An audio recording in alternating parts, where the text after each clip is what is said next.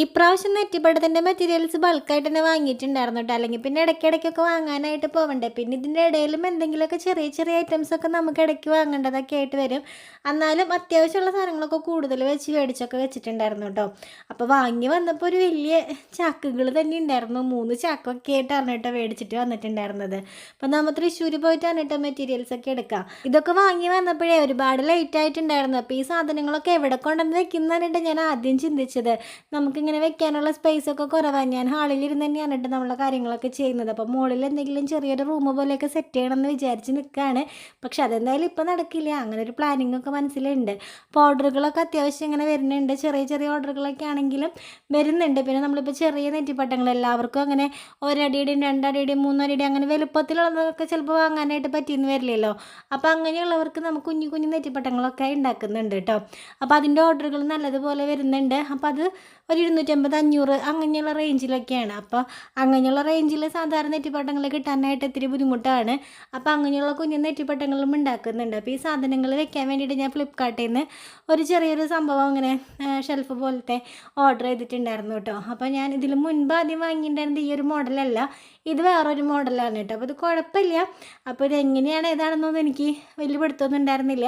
അപ്പോൾ ഇതിങ്ങനെ കുറേ പീസുകളൊക്കെ ആയിട്ടാണല്ലോ നമുക്ക് വരാം. അപ്പോൾ രാവിലെ തന്നെ ഇരുന്നിട്ട് അതൊക്കെ ഒന്ന് സെറ്റാക്കിയൊക്കെ എടുത്തു കേട്ടോ. അപ്പോൾ വലിയ കുഴപ്പമില്ല, ക്വാളിറ്റിയൊക്കെ ഉള്ളതായിട്ട് എനിക്ക് തോന്നി.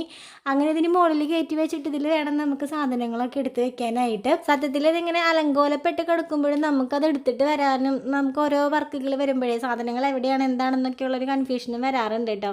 അങ്ങനെ ഞാൻ ഈവനിങ് ഒക്കെ ആയപ്പോൾ മുകളിലേക്ക് എൻ്റെ ചൂലും കോലും സാധനങ്ങളൊക്കെ ആയിട്ട് മുകളിലേക്ക് കയറി. കുറേ ചാക്കുകളിലൊക്കെ ആയിട്ടാണ് നമ്മുടെ മെറ്റീരിയൽസൊക്കെ ഇരിക്കുന്നത്, ചെറിയ ബോൾസുകളും വലിയ ബോൾസുകളൊക്കെ. അപ്പോൾ ഈ ഒരു സ്പേസിലാണ് ഞാൻ അത് വെക്കാനായിട്ട് ഉദ്ദേശിക്കുന്നത്. കണ്ടില്ലേ, കാർഡ്ബോർഡ് ബോക്സുകളിലും കവറുകളിലും അങ്ങനെയൊക്കെ ആയിട്ടായിരുന്നു കേട്ടോ മെറ്റീരിയൽസ് ഇരുന്നിരുന്നത്. അപ്പോൾ ഒരു വൃത്തിയില്ലാണ്ടൊക്കെ ആകെ നിറഞ്ഞൊക്കെ ഇരുന്നിരുന്നു. അപ്പോൾ ഞാനിതൊക്കെ കൂടെ ഈ ഒരു ഇതിലേക്ക് ആക്കിയിട്ടുണ്ട്. വലിയ കുഴപ്പമില്ലാണ്ടൊക്കെ ഇരിക്കുന്നുണ്ട്.